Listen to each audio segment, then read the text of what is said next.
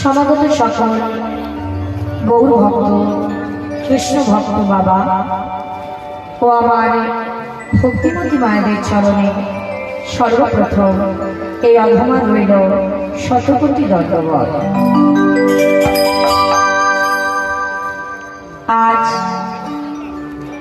আপনাদের সম্মুখে এসে দাঁড়িয়েছি দুটো কৃষ্ণ কথা, দুটো হরি কথা আপনাদের শ্রবণ করাবো বলে। হরিবল হরিবল। তবে শাস্ত্রে বলে শ্রীকৃষ্ণ চৈতন্য লীলা অদ্ভুত অনন্ত, মাগো ব্রহ্মা বিষ্ণু শিব যার নাহি পায় অন্ত। যুগে যুগে ধরে স্বয়ং চতুর্মুখী ব্রহ্মা, যিনি চার বদনে ভগবানের লীলা কথা গুণকথা বর্ণনা করেছেন, মাগো তবুও তার অন্ত খুঁজে পান না।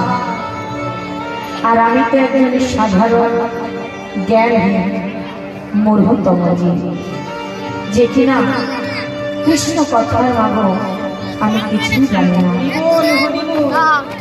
তবে শাস্ত্রে বলে ভক্ত কৃপা থাকলে নাকি অসাধ্য সাধন করা যায় বাবা। তাই সেই প্রকৃত ভক্ত বৈষ্ণব হলে আপনারা নিজ নিজ চরণ ধুলি দিয়ে এই অধমাকে আশীর্বাদ করবেন, যেন দুটো কৃষ্ণ কথা হরি কথা আমি বলতে পারি। কারণ ভক্ত চরণ ধোলা যে বড়, এ কথা কিন্তু আমার নয় না, ভগবান আমার নিজ মুখে বলেছে। আমার হতে আমার নাম বড়, নাম হবে আমার ভক্ত বড়, আর ভক্ত হতে সেই ভক্তের চরণ ধুলার বড়।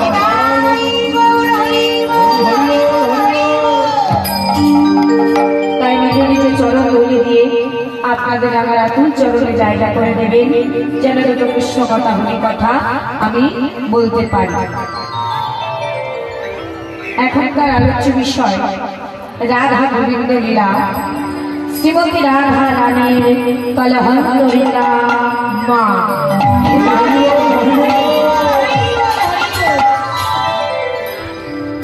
আমার রাধা রানী মান করেছিলেন এবং সেই মা আমার প্রাণ গোবিন্দ ভাঙিয়েছিলেন। যেমন তেমন মা নয় মা, আমার রাধা রানীর মা। তাই আস্বাদন করুন, ভালো লাগবে। তবে বৃন্দাবন লীলার পূর্বে আমাদের কোথায় যেতে হবে মা? বললেন যুগ হলো চারটি, সত্য ত্রেতা দাপর কলি।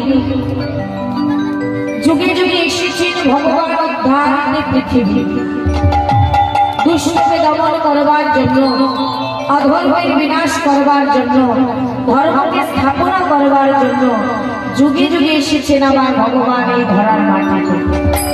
তাই না? তাহলে আগে আমাদের জানতে হবে ভগবান চার যুগে কোন রূপে তিনি আবির্ভূত হয়েছিলেন। বললেন সত্য ত্রেতা দাপর কলি। সত্য যুগের ভগবান কে ছিল মা? সত্য যুগের ভগবান ছিলেন প্রভু নারায়ণ। ত্রেতা যুগের ভগবান ছিলেন প্রভু রামচন্দ্র। দাপর যুগের ভগবান ছিলেন কৃষ্ণ কৃষ্ণচন্দ্র। আর এটা কোন মা? কোন এটা কলিযুগ? তাহলে কলিযুগের ভগবান কে? হ্যাঁ হ্যাঁ, শ্রীকৃষ্ণ চৈতন্য মহাপ্রভু।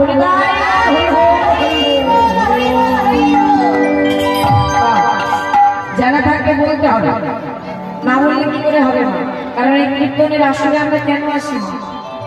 সারা জীবন সংসার ধর্ম করে যাচ্ছি, ভগবানের আসলে আসার কারণ কি? যে ভগবানকে জানা, তাই না? তাহলে চলুন আমরা সবাই মিলে যাব শ্রীধাম নদিয়া নবদ্বীপ ধাম। কারণ কলিযুগের ভগবান যদি আমার মহাপ্রভু হবে, তিনি আমাদের পিতা, জগৎ পিতা, তাহলে তার কাছে কি অনুমতি না নিলে বৃন্দাবনে যেতে পারবো না। তবে বললেন গৌরচরণ ধর্মের আগে শাস্ত্রী বললেন আগে নিতাই ভজ, আগে নিতাই ভজ, নিতাই তাদের চরণ ধরো, তবে গৌর চরণ পাবে। আর যদি গৌর চরণ পেয়ে যাও তবে বৃন্দাবনে যাবে।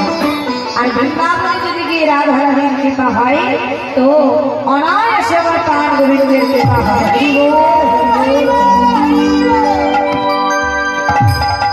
তাই রাধা গোবিন্দের চরণ পেতে হলে চলুন যাই শ্রীধাম নদিয়া নবদ্বীপ ধাম। আগে গৌরচন্দ্রিকা সাধন করবো, তবে বৃন্দাবনে যাবো। জয় রাধা।